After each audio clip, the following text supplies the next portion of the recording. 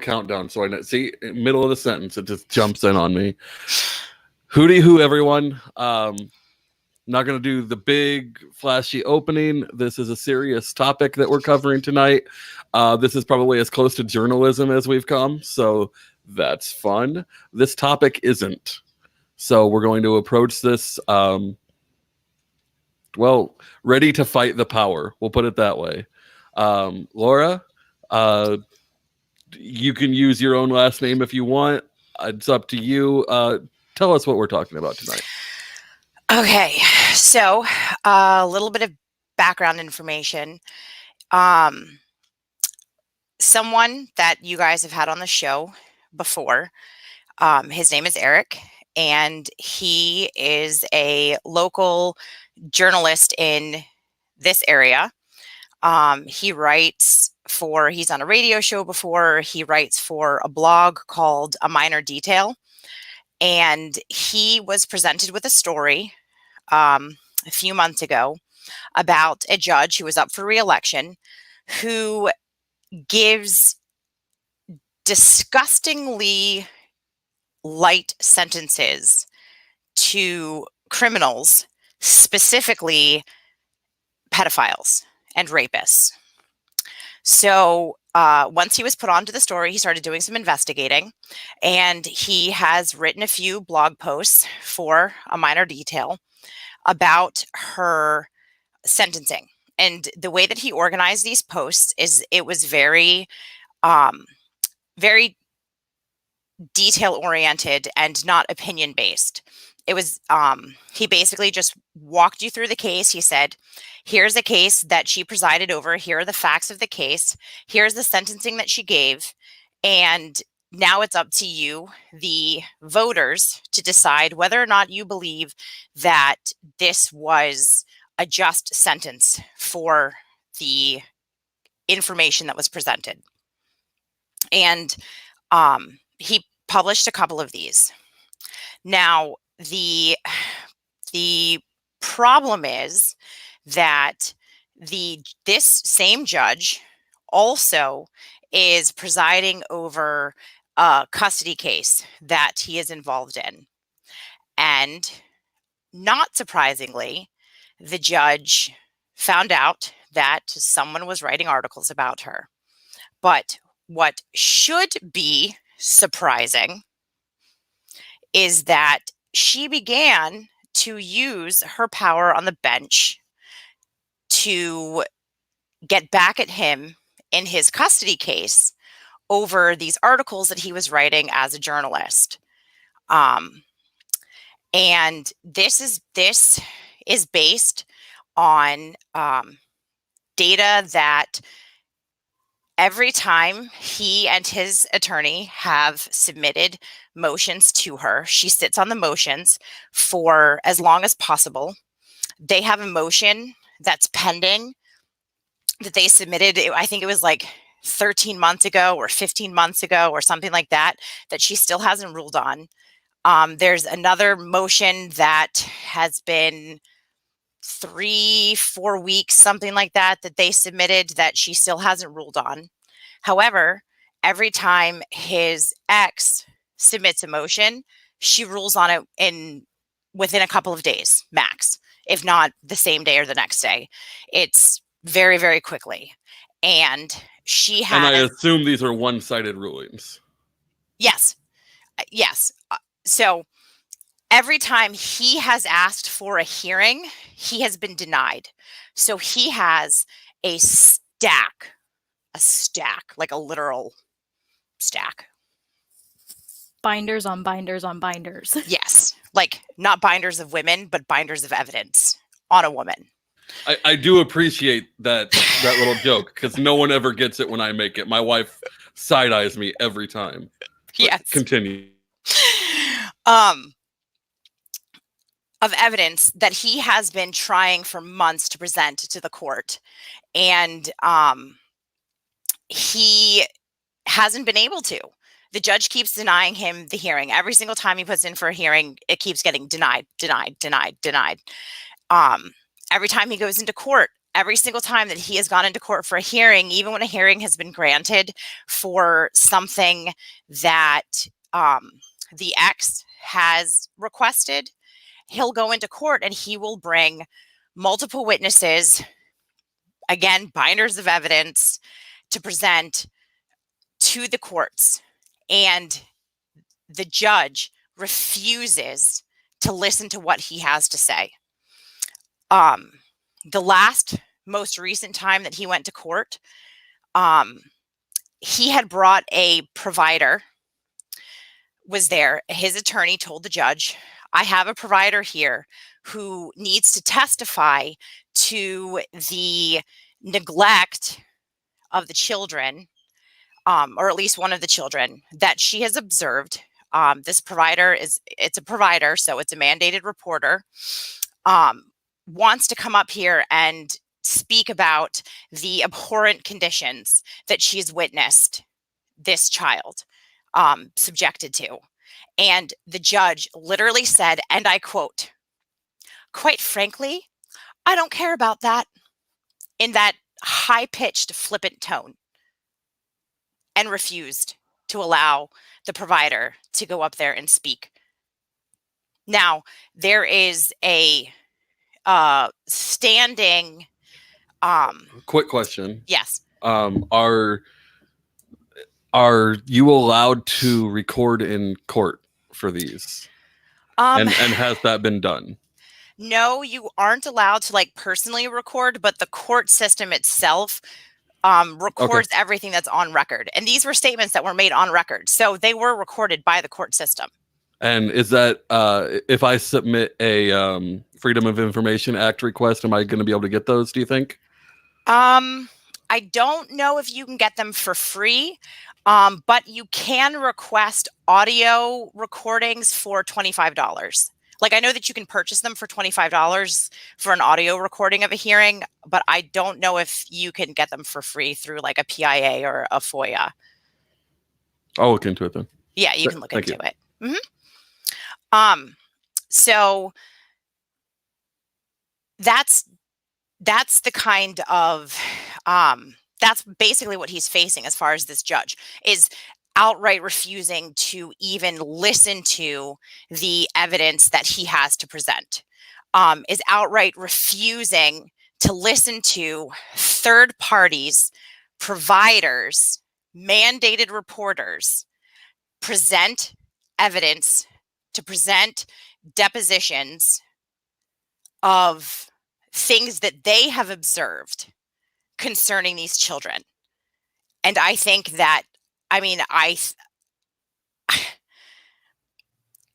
the viewers can decide, you can decide for yourself, like, why wouldn't a judge who is supposed to care about the safety and the best interest of the children, why wouldn't they want to hear what the child's providers have to say about the conditions that the children are living in?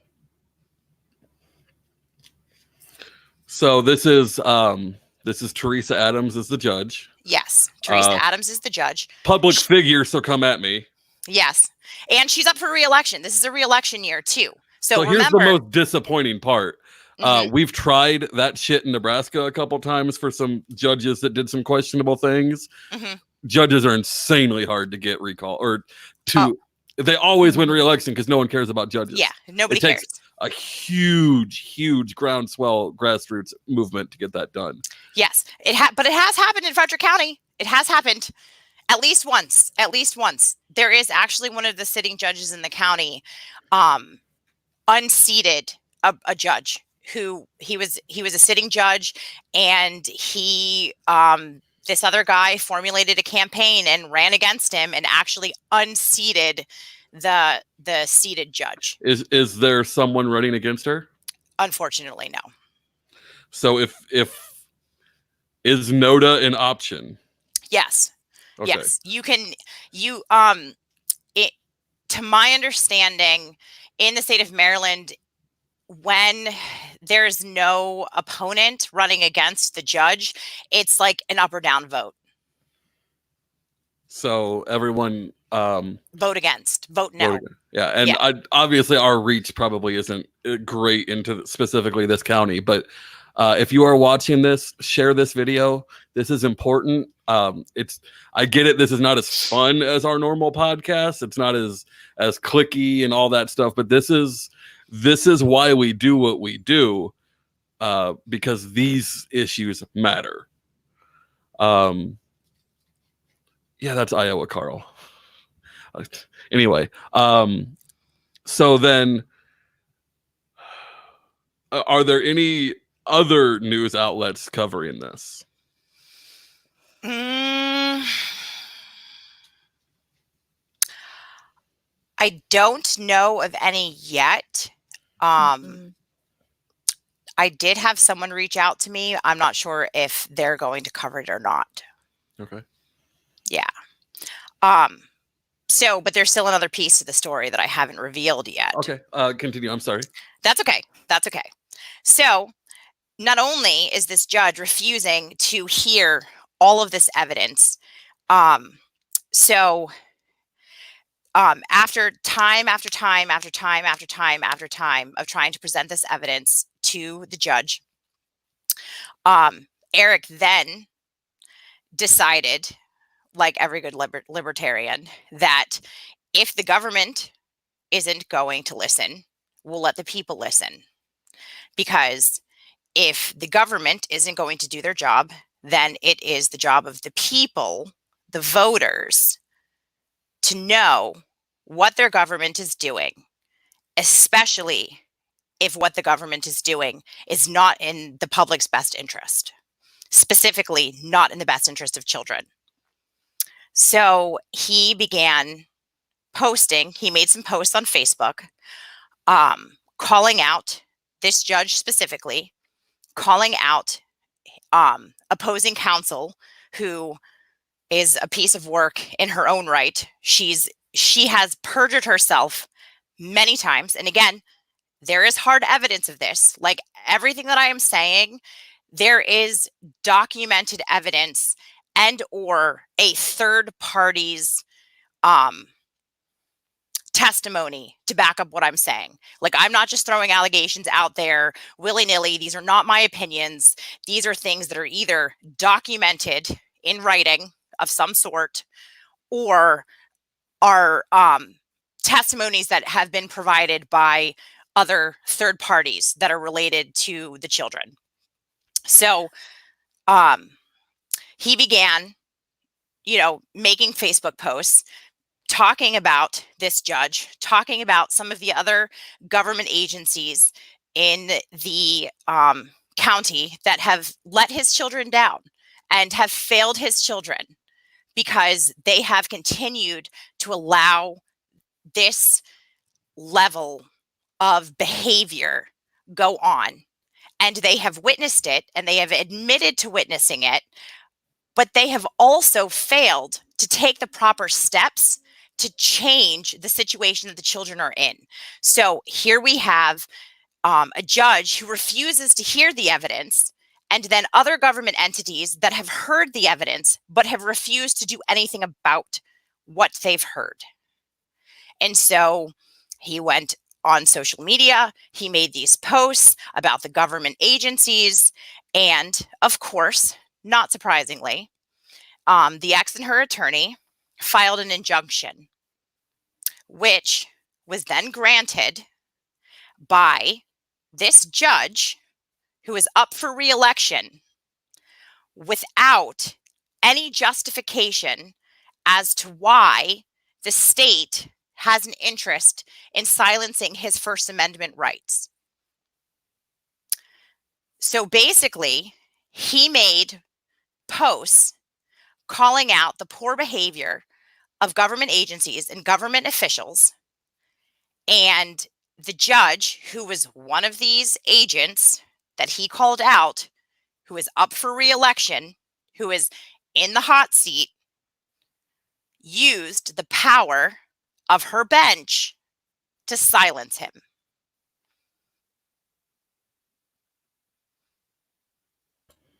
Yeah, that's that's basically the horror story that we picture with judges, especially in family court. And like, look, we're going through family court as well, and fortunately, our judge seems to be fairly level. But what you are talking about is horrible. We were able, we being me, sorry, I was able to pull some of the Facebook posts, in this case, a couple of videos that were posted before what's essentially a gag order came through. And because I'm the media and I can do what the fuck I want, do you want to go over these a little bit? Sure. Yeah. All right, let me get this pulled up here. And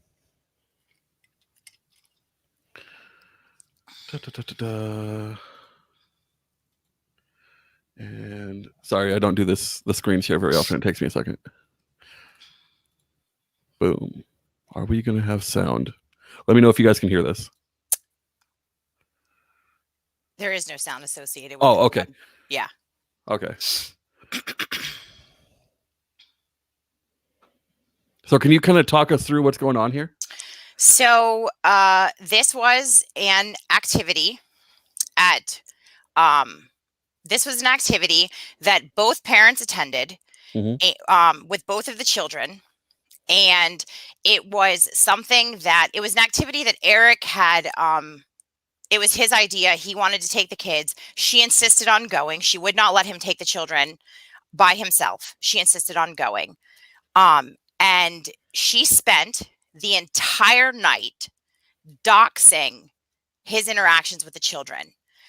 She was forcibly pulling the children away from him, forcing them to go with her and not allowing them to go to him, even when the children wanted to go to him. It's very obvious, based on their facial expressions, based on their body language, that I mean, this is like that they want dad. That's almost a actually, it's probably, I'm not going to even say almost. I get to have this opinion. That's abusive as much as she's pulling on their arms.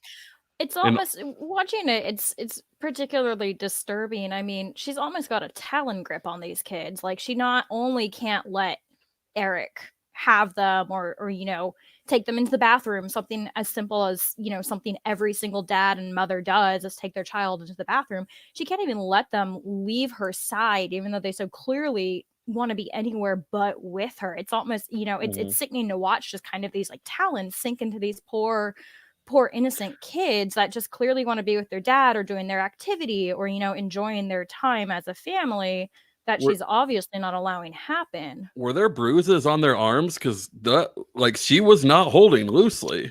So the bruises. Do you want to take that one, Laura? Or can we hold the bruises discussion until after we finish? Can we work through? So I want to back up just for a minute, just to piggyback off of a comment that Nicole made. So the bathroom scene was earlier on, and I think maybe what we'll do is we'll finish watching through it, and then I can go back. Okay, or go back. So the bathroom scene. So obviously, two little boys who were at the time in the process of potty training. They wanted to use the boys' room because at their ages they understand, like, I'm a boy, and they wanted to use the boys' room. And those pictures were obvious, by the way. She would not allow them to go into the boys' room with their father. She insisted that they go into the girls' room. So that's kind of what you see going on here. And I mean, it's important to remember both of these, well, at least one of the children are of potty training age, you know, it's just a natural thing to want to go into the boys' bathroom with their dad. No problem if they want to go with mom, but it's very clear and obvious, you know, that they want to go in with dad. And for some reason, there's an issue with that. Go figure, a potty training child wanting to go into the bathroom with their parent. Yeah. I mean, and that's the point here. The point is that if they had wanted to go into the girls' room with her, there wouldn't be an issue here, right? Like, there's not an issue. That's not the point here. The point here is that the children are showing a clear and obvious choice here. Yeah. And there's a use of extreme physical restraint, to keep those boys from To prevent them from having their choice, what they prefer. Yeah, obviously. And look, this is right there. That is some fairly intense emotional distress. Mm-hmm. That's not a temper tantrum. Keep going. Yeah. Yeah, keep going. You'll see more of that. Mm-hmm.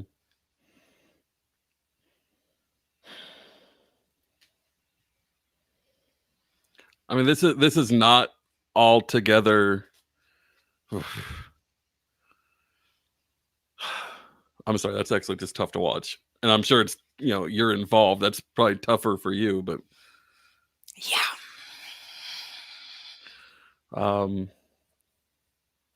So I guess the first instance is the bathroom. Mm-hmm. What's going on in instance 2 here? Okay, well, I don't know. What do you see here? If you look at the children's body language, you tell me. What do you see? Defeat. Mm-hmm. So let me say this. The oldest child in the blue shirt, look at his interaction with the parent that he's interacting with. Mm-hmm. And what do you see? Fear. And the way that she's interacting with him. Versus if you look at the one in the red shirt, look at the differences. When I look at this still shot, what I see is the one in the blue shirt, mom is holding on to him. Mm-hmm. The one in the red shirt is reaching out to dad. Yeah. Right. And dad's offering, a supportive dad hand, is like outstretched hand, not a grasp, not a hold, but an offer. And the child is taking him up on it. Yeah. The child is asking for it. The child is engaging in it. The child wants. This part is really telling. That interaction. So when he walks off with the younger, the way the older child reacts is incredibly telling. Right.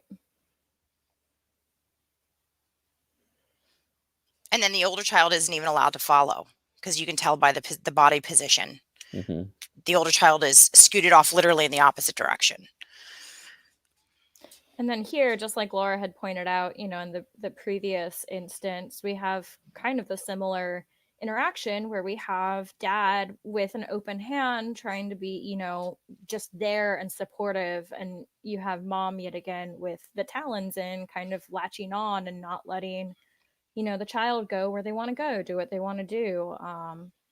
Just kind of that controlling, you'll do what I want you to type behavior. Yeah, one of our Australian viewers says that this is really difficult to watch. Yes, this is heartbreaking, and I'm very sorry that you guys are going through this. I am most sorry that these two boys are going through this. And Theresa Adams, you deserve every single terrible thing that could possibly happen to you. This is disgusting. I think if you go back through site 4 again, that's where I said, you wanted to talk about distress earlier. Yeah. It comes up right after this one. Mm-hmm.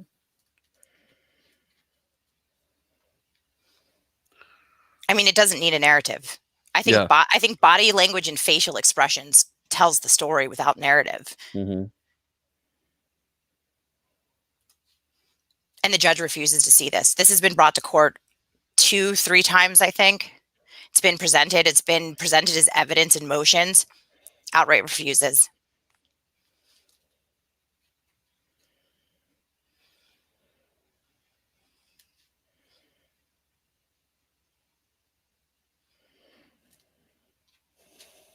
Again, reaching, pointing, reaching. Here's the deal. So a lot of people are going to immediately say, well, kids throw fits sometimes when they don't get their way. Mm-hmm. That doesn't look like a fit. There's Well- a difference in the way, like a fit is different. There's not anger on this child's face. That's what a fit is. This looks like hopeless depression. So even to play devil's advocate, I mean, even if what you're witnessing is a fit because he's not getting his way, what is it that he's not getting? He's not getting to go with dad. What's the big deal? What is so scary and oppressive or unimaginably horrifying that a child can't go to his parent in a public place?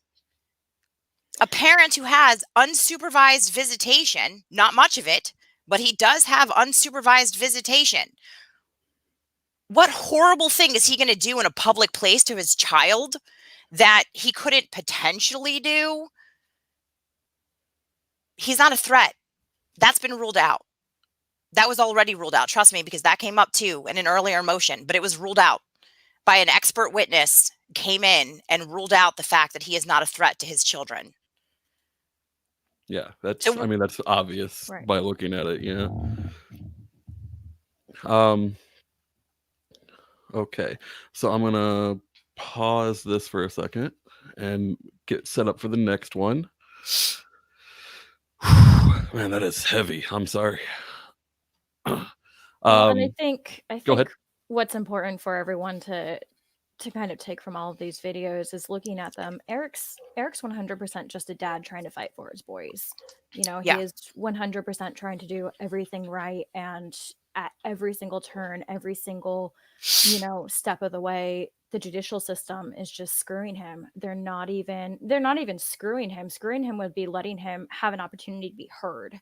They're just from the get-go out the door silencing him. And you know, he's a father just trying to be there for boys who desperately need him. Not only are we, you know, removing a sane figure from his life, you're trying to remove his dad and completely silence, you know, a voice of reason from the get-go. So just knowing that level, and you know, knowing that that's what the courts are doing and seeing it, you know, in action, just makes those videos even harder to watch. You know, it's not just distressed kids. That's bad enough, not trying to discredit that by any means, but there's this added level of they're literally just stripping away one of the best things in their lives. Mm-hmm. So I'm kind of looking while we're talking here. I'm not seeing like a like an official Facebook page for this judge. Is there something? I mean, personal pages are kind of off limits, even for public figures. I don't want to go there, but is there like a judicial page? I don't know of an official professional Mhm. page that she has. No, I haven't seen, or like a campaign type page or anything. Okay. No. Does, I guess, the judicial system itself there? Like, I'm just trying to link something here so that I can send my 3 minions after them.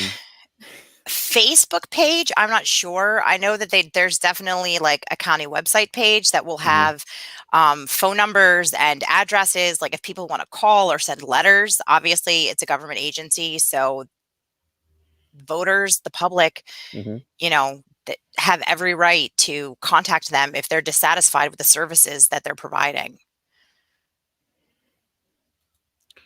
Okay, so this one does have sound. I don't know if this one's going to be any easier. I know. There we go. So let me know if you guys can hear this. Okay. Yes, no? No, I don't No, I'm not hearing any audio. hear any audio. Okay, But so I mean, you can clearly see what's you going can on. You don't see. need to hear a child screaming. Yeah.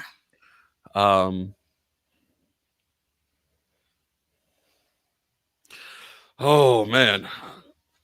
Sorry. Yeah. That's intense. Oh, it says mute. It looks like you can unmute it. No, I just muted it because I can't really take listening to it. I'm sorry. Oh, because you can hear it even if we can't. I can, yeah, because I am playing it. I can hear it. Okay. Sorry. Man, part of me wishes I could let you all hear that, and part of me is really happy that I can't, because that is gut wrenching.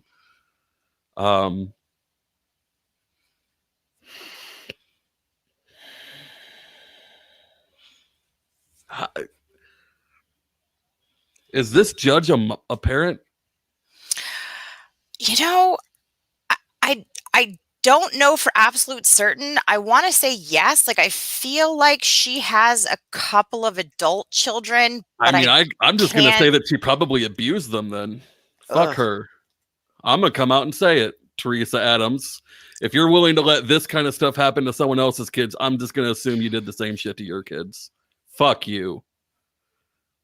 Sorry, this one hit me pretty hard. I'm sorry. Like,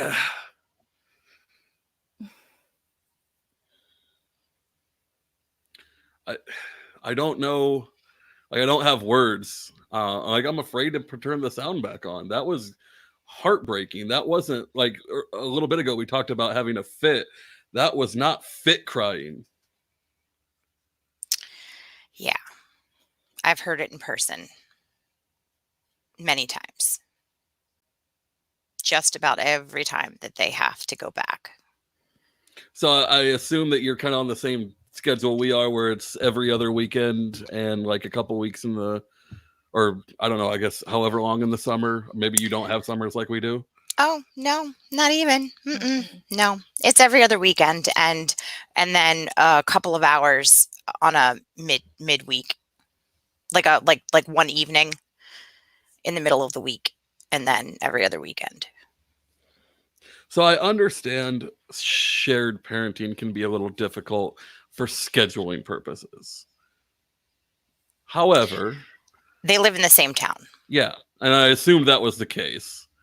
And so, like, our weird situation aside, like, everyone knows family court is heavily loaded against men. Mm-hmm. And if there was ever a poster case for this, we are looking at it. That's the soothing item. Yeah.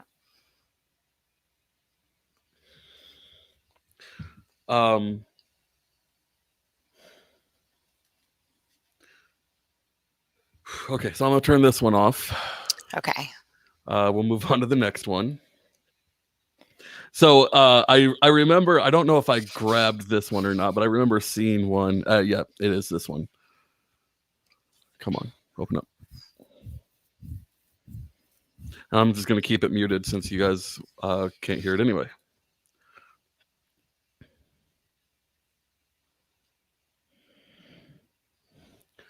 Okay. Oh, I see what happened. I didn't click share audio, so you should actually be able to hear this one. Hopefully. Yes. Yeah. Okay. So I'm not gonna go back to the other one. I can't again. I'm sorry. But I'm sure this one's gonna be a lot of the same. Yep.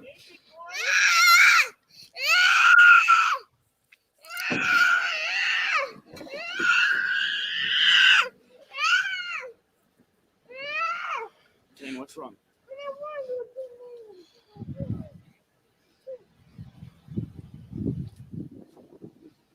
Say that again, Jane.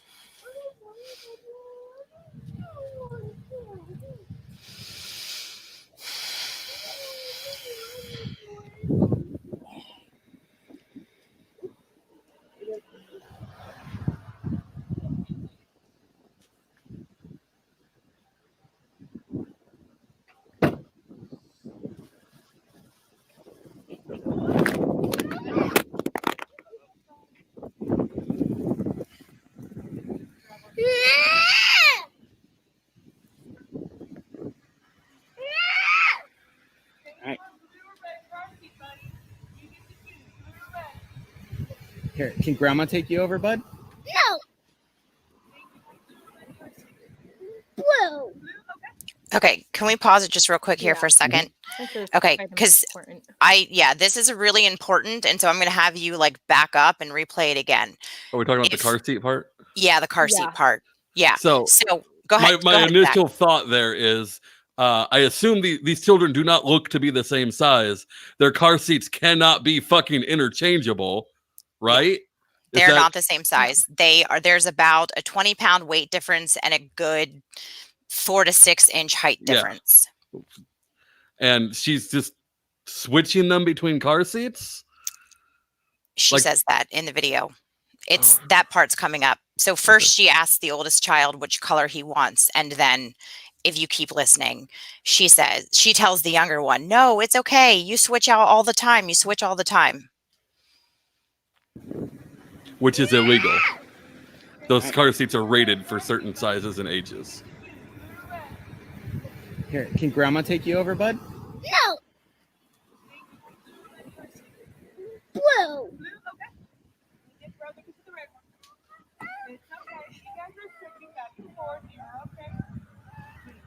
Yep, there it was. It's recording. Okay. I know, I grabbed it wrong. I was going to change hands.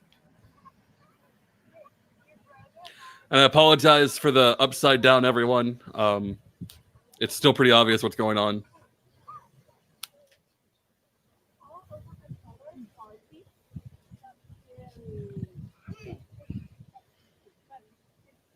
Is that better?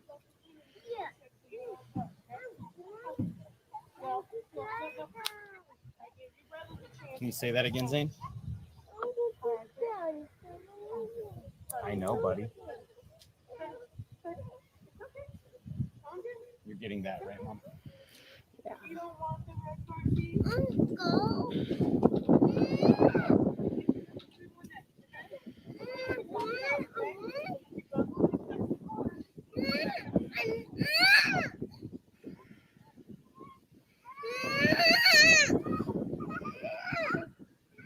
So this is a different vehicle than the other one.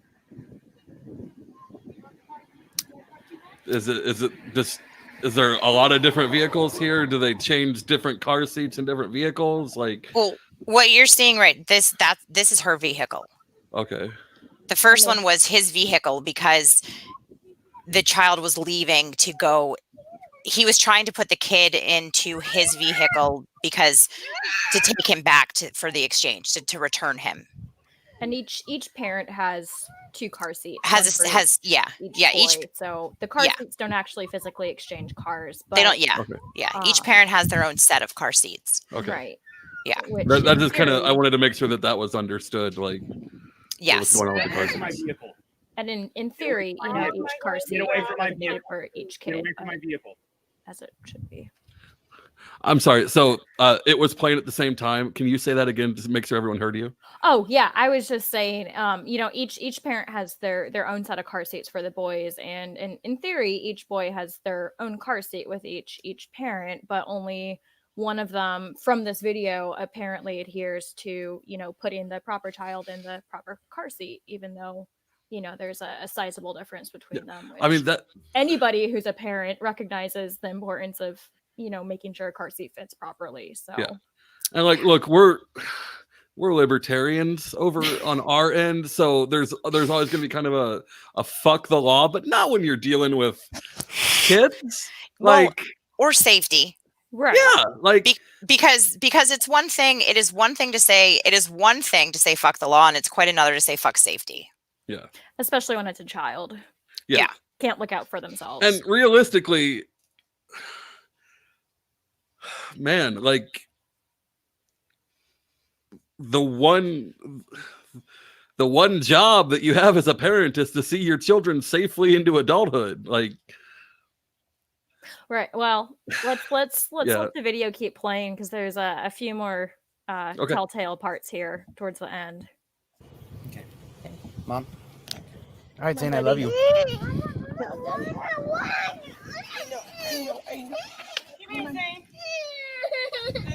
Look at the street, Elise. You almost killed our son because you're incompetent. Stop. Right there. I'm waiting for you guys to walk across.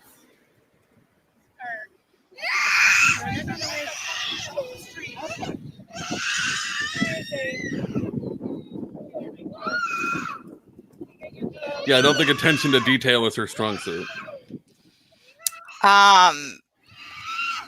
I'm going to go out on a limb here and say that one of the first things I learned as a kid was hold a grown-up's hand when crossing the street.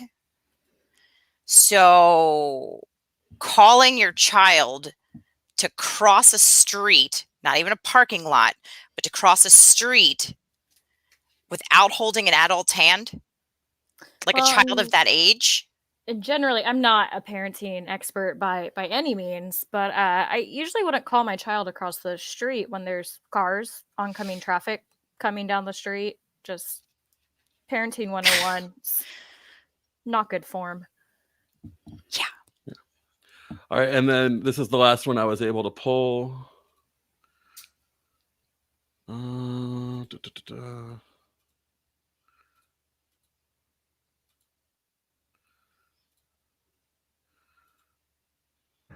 Audio good? Zane. Yeah. Okay. Hey, bud. Let's go with Miss Lisa, okay? Okay. Can we go with Miss Lisa?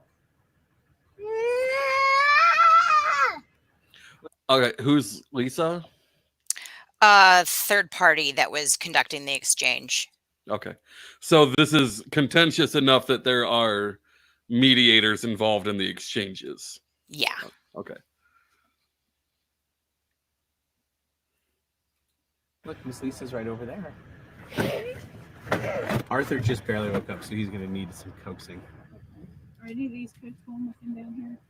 No. Just t-shirt? Yeah.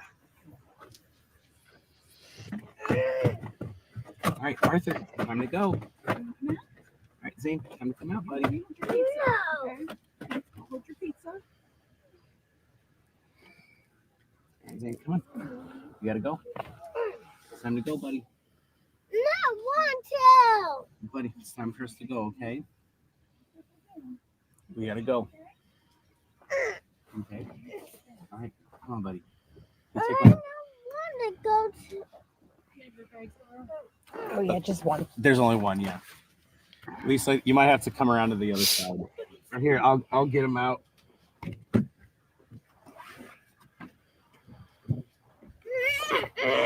Zane. Now you. I know. Hold across. Okay. Yeah, he crawled across. I don't want Buddy. Buddy, it's time to go, okay? to. No, it's not. Hey, Zane, you gotta pick a side. We gotta go, okay? Baby. Can we go? No. Zane, hey, you wanna go? Let's go for a walk with Arthur. You ready? All right, Zane. No, I'm not ready. Hey, Lisa, go ahead and take Arthur in. Zane's gonna be harder. All right, Zane. We gotta go, buddy. No. Zane, Daddy doesn't have a choice, okay? Daddy doesn't have a choice, all right? So we gotta go.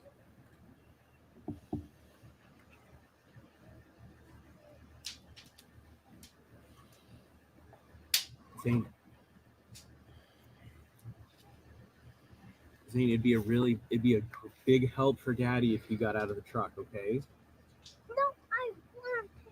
No. Okay, buddy. I know, I understand. Okay. It's okay to have these feelings, okay? And even when we're sad, sometimes we have to go do things, okay?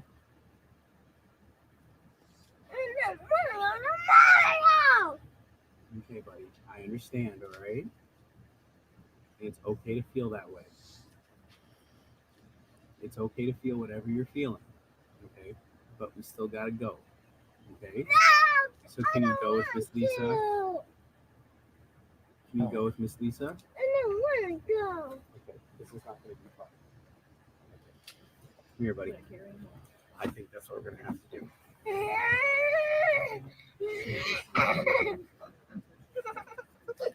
He didn't have a jacket. Let go. He didn't have a jacket. Ow. We gotta go, okay?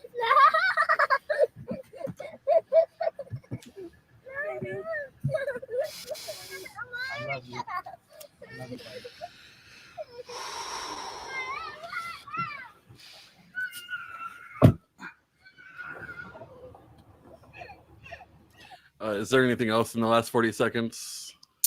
Just kicking and screaming all the way up to the door. Okay. Or just more of everything we've seen before. So I have noticed this on a couple things. What's up with the shoes?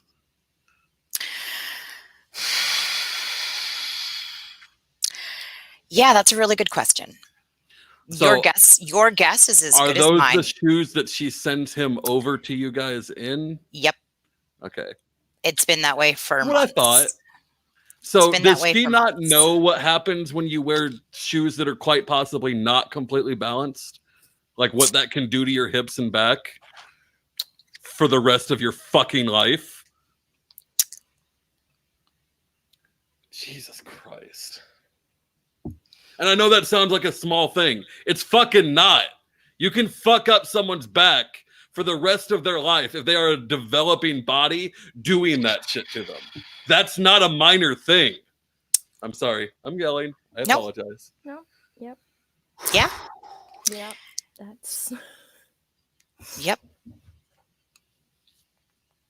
Yep. complete ignorance. Yeah. Sorry, Klein. Yeah. Man, like I'm really new to parenting, and I got kids at like 10, and they're 13 now. That kind of shit is elementary. Like, I didn't need a guidebook to tell me that. She's dumb. She shouldn't be in charge of herself, let alone 2 other humans.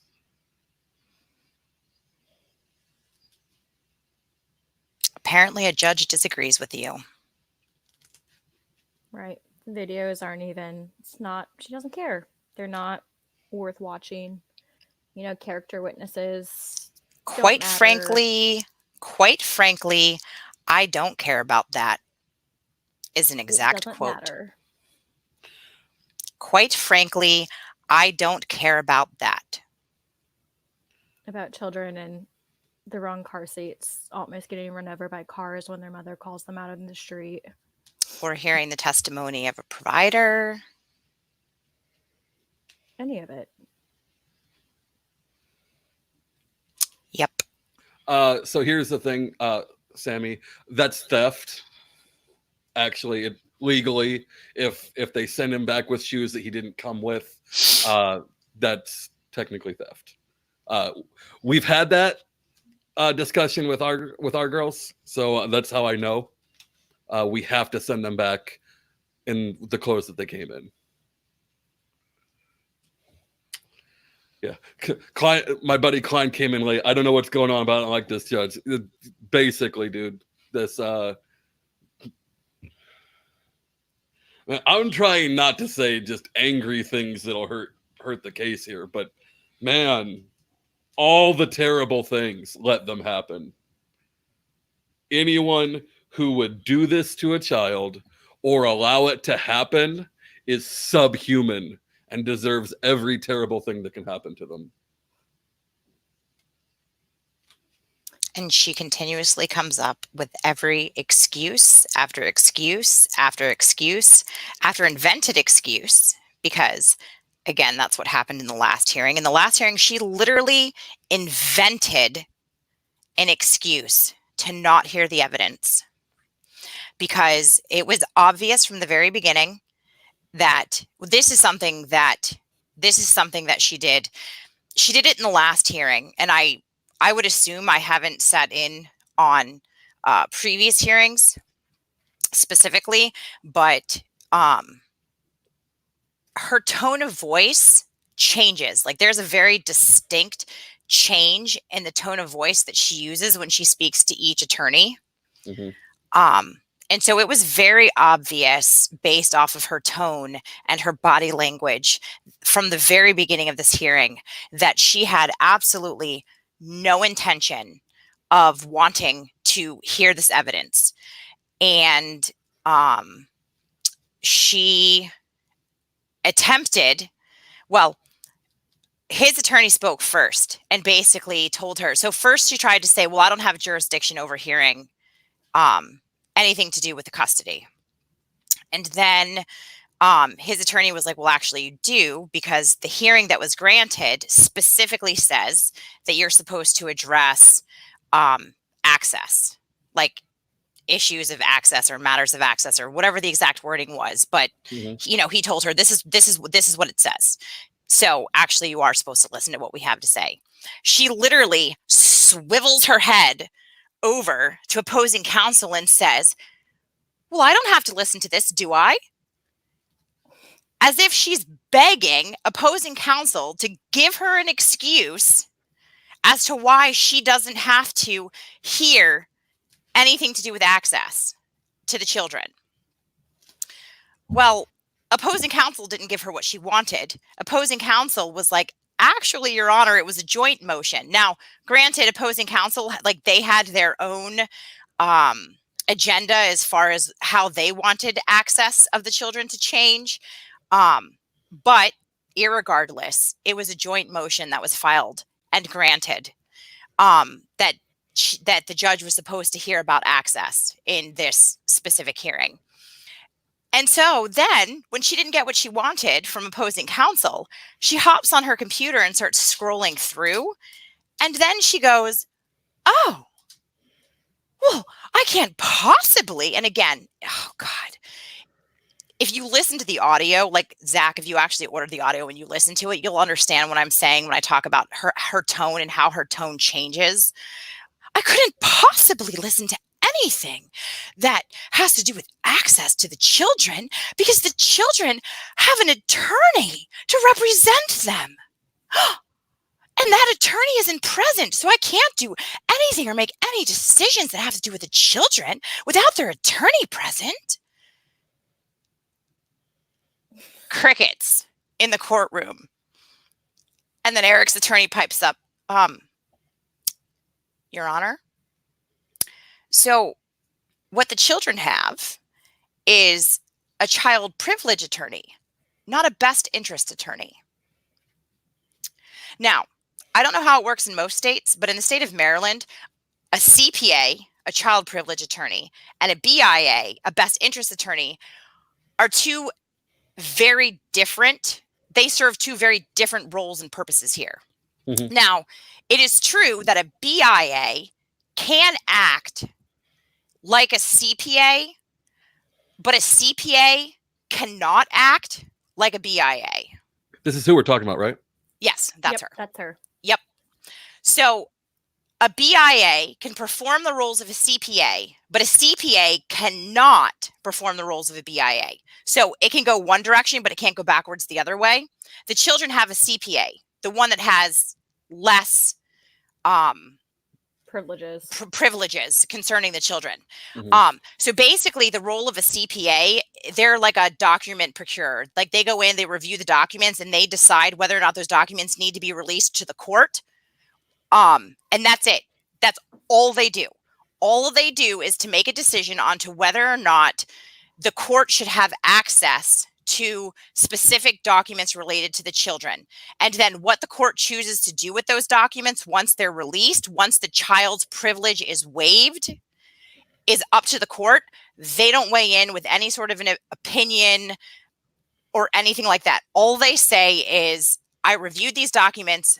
I determined or did not determine that it is in the child's best interest that privilege either be waived or not waived in order to release these documents to the court. That's it. It's the only role they perform. A best interest attorney actually acts as an attorney to represent the best interests of the children. And so that can be all encompassing. So that would be like a best interest attorney would actually have to weigh in on custody issues and things like that. But in this case, it sounds like you want them to have that because someone's got to say something. Remember when I said way back at the beginning of the podcast that there was a motion that's been out there for like 13 months or like 15 months sitting on the desk that hasn't been signed? That one? Yeah. So is there a way to go over her head? The problem is when I was reading that fucking page as I pulled it up, she's really well connected. So, I mean, she has a boss. She's not the top judge. She's not the head judge. So she does have a boss judge. So if you live in the county, you can vote against her.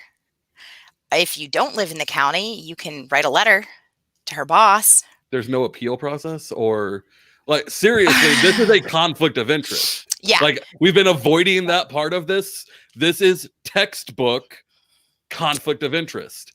This whole hearing is illegal.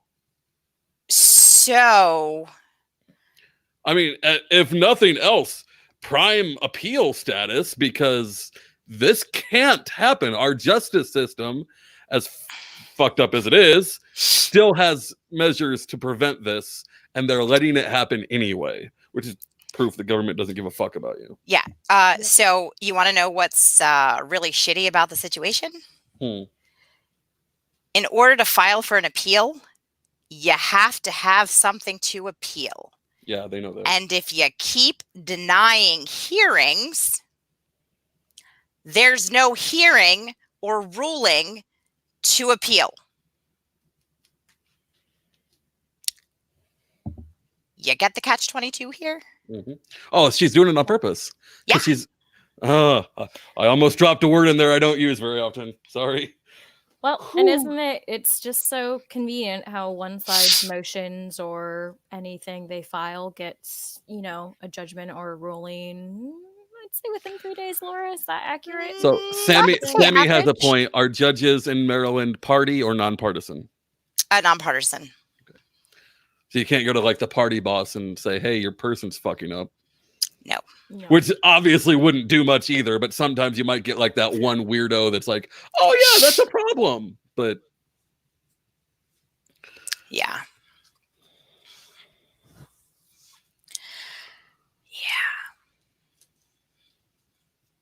so I guess what are the options? Short of voting her out or hopefully her dying in a fire in the most slow, painful manner possible. So, Well, I- I think, Laura, do you want to go ahead? no, go ahead. You go ahead, Nicole. Just, I'm not as close to the situation as Laura, but just kind of, from an insider looking in opinion almost, we desperately need this to be heard and seen and publicity. We need a light shown on this. It's not only a judge acting badly, but it's the entire system, it's the entire government, that is failing not only Eric, but more importantly, these boys.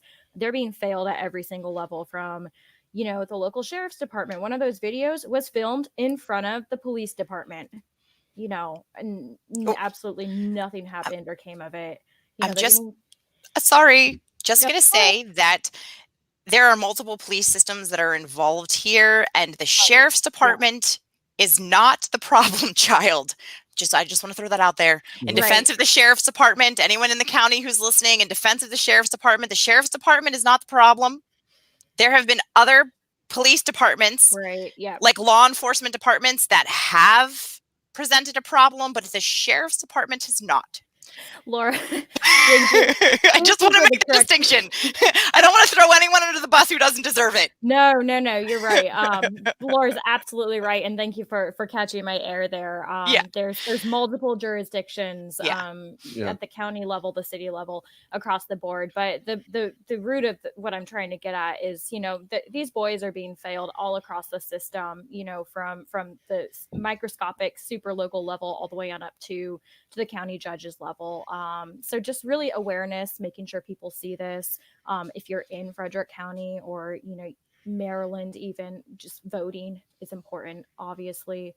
And also just like Laura said, writing letters and making people aware, even reaching out to other lawmakers, the Maryland state delegations, as well as the attorney general, all of it. It's really just awareness at this point. And I'm sure Laura can touch on that further. So how many people are in this county that she presides over?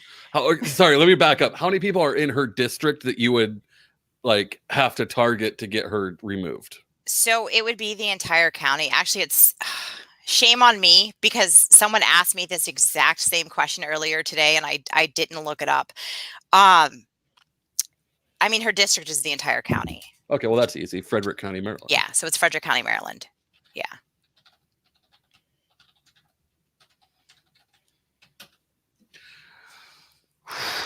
It's a big county.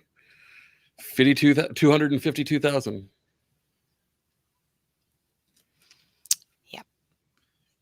That sounds about right. So Frederick County, the biggest town, looks like it's Frederick. The city of Frederick. Yeah. Yeah. Oh, Yeah. by far. It's like big county. I would say, like most of the people live in the tiny little city, and then it's like farmland. Yeah. So I assume that the next move is to mount the best possible ballot campaign you can to get her removed. Yeah. So it's bringing awareness to the system. It's bringing awareness to the fact that she's up for reelection, and people voting no when the opportunity comes. It's bringing awareness to the fact that someone's First Amendment rights of free speech have been completely quieted because he spoke out against a government official. So my question, or not really my question, it's my thoughts here. Find a liberty-leaning attorney. Good luck. I know they exist. There's like 5 of them.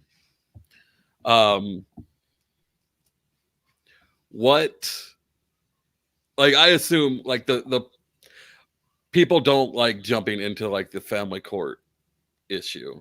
Mhm. And I think if you focus on the fact that she's really soft on ketos, that Yes. that resonates. Like, that is Yeah. one thing that crosses 90% of the political spectrum, except for like the fringe on one side is suddenly okay with that. Everyone else is still like, no, we hang them. Yeah. So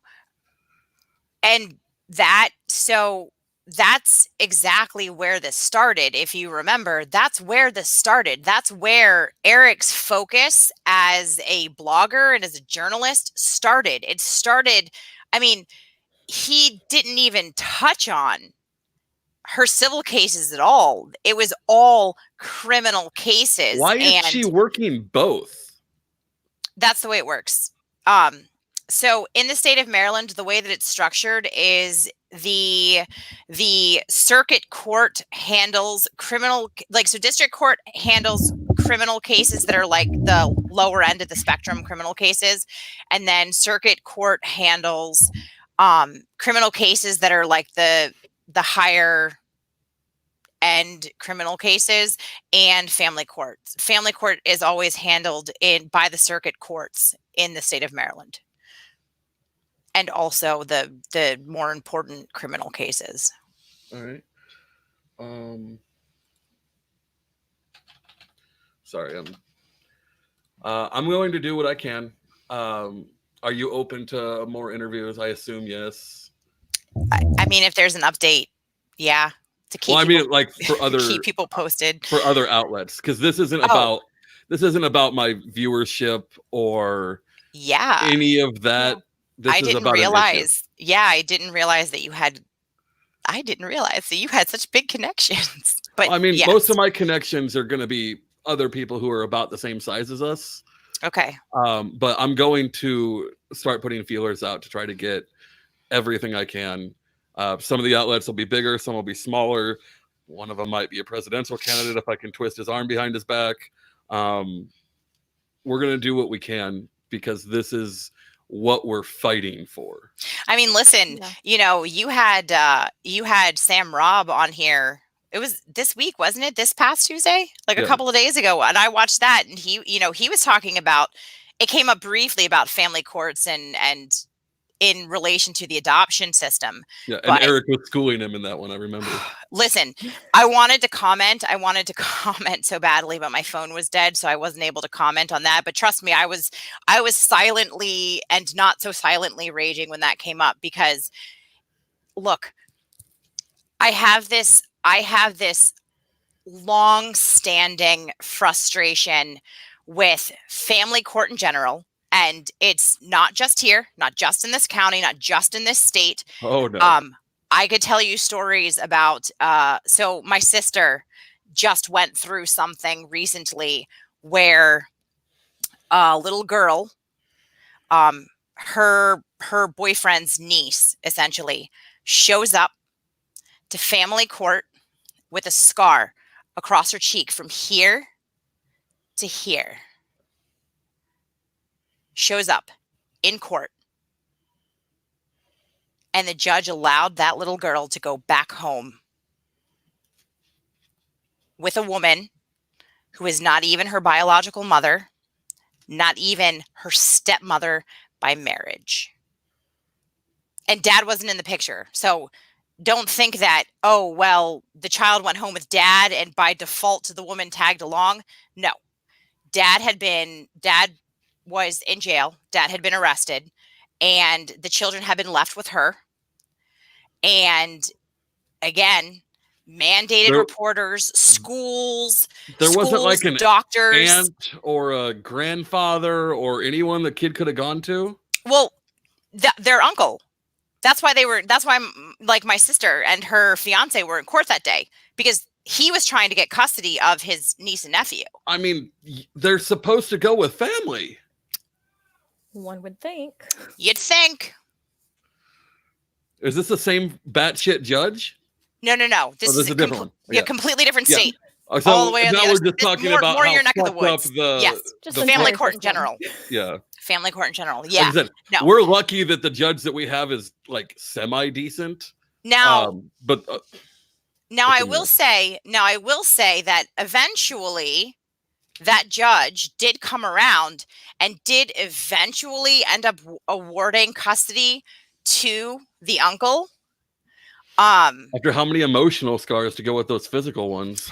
But there had been, I think it was a total of like 3 hearings, and like there was a total of like 3 hearings and over the course of several months before finally the judge made the right decision and sent the kids. And oh God, like if you would see the pictures now, this little girl, the same little girl, is like the most bubbly, smiley in every picture that she takes.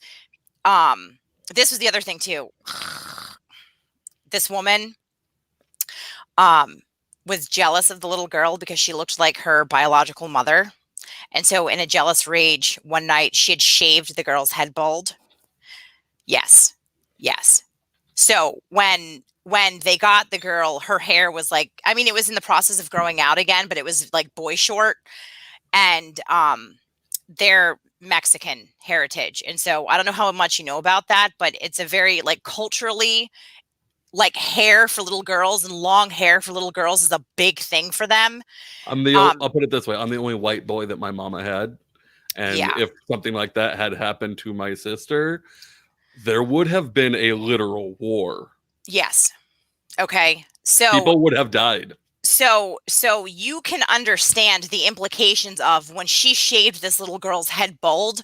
Like there were several levels there of emotional abuse and scarring and just anger and hatred that this woman perpetuated on this little girl. Okay. Because she looks like her mom? Because she looks like her mom.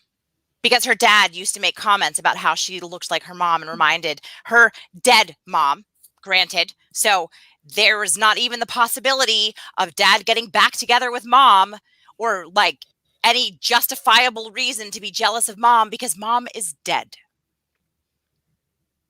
I mean, that's a whole different level. Yeah. Yes. Trust me. But yeah. Anyway. Several months. Yeah. Several hearings over the course of several months before the judge finally did the right thing for those kids. So I'm going to stop here because now we're just going to muddy the waters by talking about other things. Yeah. But main problem, I'm going to do what I can to try to rally some other names to have you on, to spread the message. I'm going to talk to some people, see what I can do. I'm not as well connected as others, but we will do what we can. And this is what we fight for, I guess. So I'm very sorry. Thank you both for coming on. And if there are any updates, you know where to find me. We'll do this again. All right. Thank you, Zach. You're Yep, welcome. thanks. Maybe Yep. next time you and I can do something more fun and lighthearted. Hey, anytime. So everyone, Caleb's shows tomorrow. I'm not gonna pimp out all of our stuff. This is wrong tone. So check back with us for more updates. We have actually updated this story 3 times. So a lot of times it's been us sharing things. So if this is interesting to you, put us on C first. As things happen, we will update. So thank you both again for coming on. We'll see you all tomorrow night, I guess. Yep. Good night. Night.